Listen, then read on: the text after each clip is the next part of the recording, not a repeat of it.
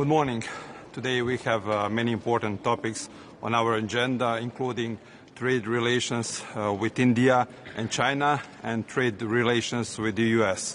Important item is the meeting we have with U.S. Secretary of Commerce Lutnick and USTR Greer. U.S. is our biggest trading partner and very important strategic partner as well. This dialogue is an important opportunity to exchange views and discuss the implementation of political agreement on tariffs from July and August, which is very important for our businesses on both sides of the Atlantic. Thank you. A question maybe on the U.S. relation? Bring tariffs on U.S. industrial goods as planned, while the U.S. didn't move on steel and aluminum, for instance. I think we all need to keep what was agreed and work on that. It's a good base. Minister, do you have a chance for another question? Thank you.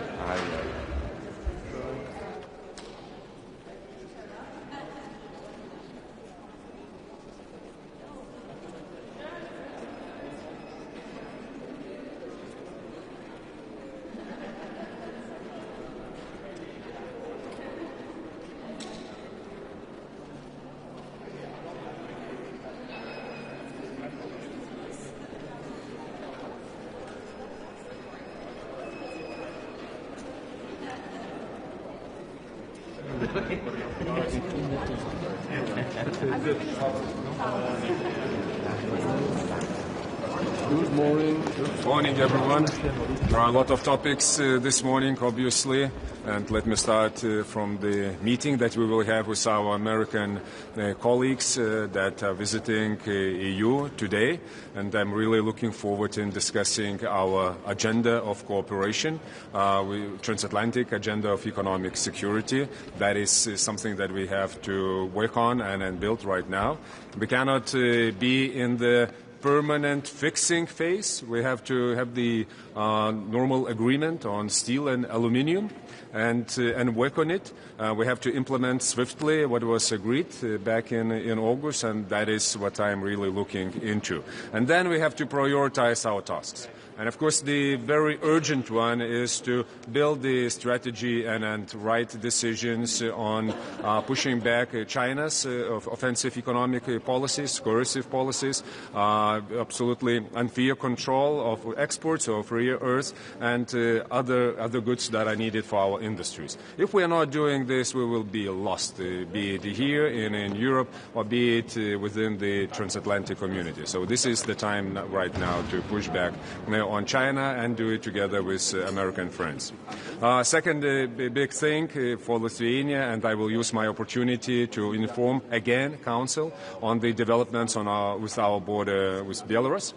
We are under combined attack that is coming from Belarus. One is the hybrid instrumentalization of meteorological balloons that are used to that are sent into our airspace, violates our airspace and disrupts the civil aviation. More than 30,000 passengers were affected, more than 1,000 last night, and more than 200 flights were redirected. We cannot function normally what concerns connectivity. So this is one line of attack. The other line of attack is seizing our trucks and semi-trailers in Belarus and blackmailing us and putting pressure on our economy. So this combined attack has to be met with response from European Union, because European Union is under, and its member state is under economic pressure.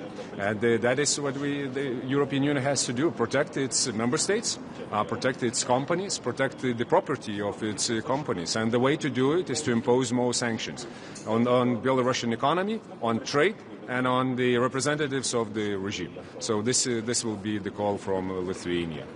Third big block, of course, that we will discuss, that is European economic security policy. We're looking for the doctrine to come up and for the very exact measures and instruments how we will protect ourselves, what concerns the competitiveness of ours and reducing the vulnerabilities of our industries. Because once again, this is the very priority now within the trade policies and within the industrial policies of Europe.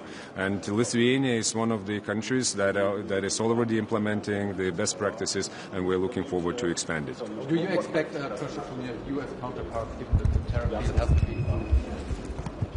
I think that we will discuss where we are, what concerns implementation of our joint statement coming from August, and there are many still things that are uncovered, and one of them, as that I already mentioned, that is the steel and aluminium, and of course the other thing that is very high on agenda for every member state, that is the exemptions from the tariff that was agreed. So we have to fix those small details and concentrate on the large ones. And what's a priority for you? What is a priority for you, for your country? What concerns exemptions? For exemptions or steel?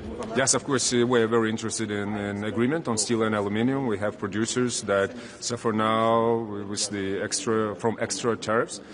Second big area for Lithuania, that is the life sciences, and that is our cooperation with United States, the largest market in life sciences and biotechnology, and we see it as one of the fields where we have to build a strategic partnership with United States. So we have the strong arguments why it shouldn't be protected with the tariffs on both sides. Minister, what's your reaction to talks in Geneva over the weekend? We've seen a very critical moment for Ukraine.